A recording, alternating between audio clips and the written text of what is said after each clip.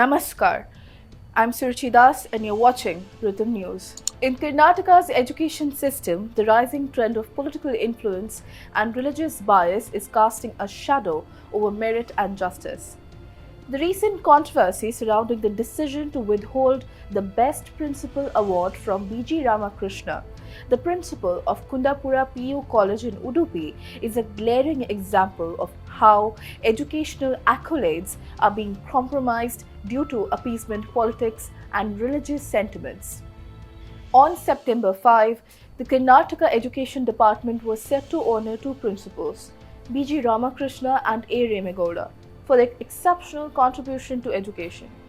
However, in a troubling turn of events, the award for Ramakrishna was abruptly put on hold, reportedly due to pressure from the Social Democratic Party of India, SDPI, a radical Islamic group with a history of controversial stances.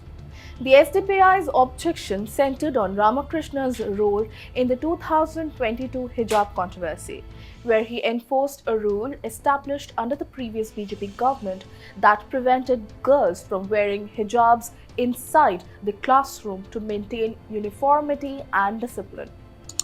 The hijab controversy began in December 2021 and quickly escalated, leading to widespread protests and debates across Karnataka. At the center of the storm was B.G. Ramakrishna, who upheld the college's dress code, barring students from attending classes while wearing hijabs. His decision, which was in line with college's rules, was later supported by the High Court of Karnataka, which ruled that educational institutions have the authority to enforce uniformity. Despite the legal backing, Ramakrishna became a target of hate campaigns and was vilified by groups like SDPI, who branded him as anti-Muslim. The Karnataka Congress government's response to this controversy raises serious questions about its commitment to justice and meritocracy. By yielding to the demands of a radical group, the government has sent a disturbing message that political expediency and religious appeasement can override fairness and the rule of law. The decision to delay or potentially withdraw the award from Ramakrishna, a deserving educator, is not just unjust but also sets a dangerous precedent for the state's education system.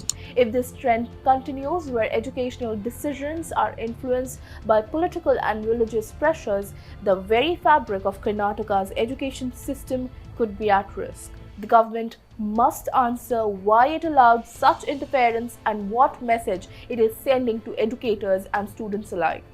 Is the state prioritizing appeasement over excellence?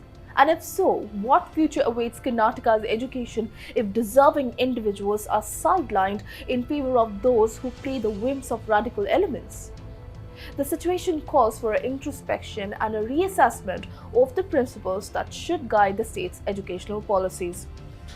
Jai Hind.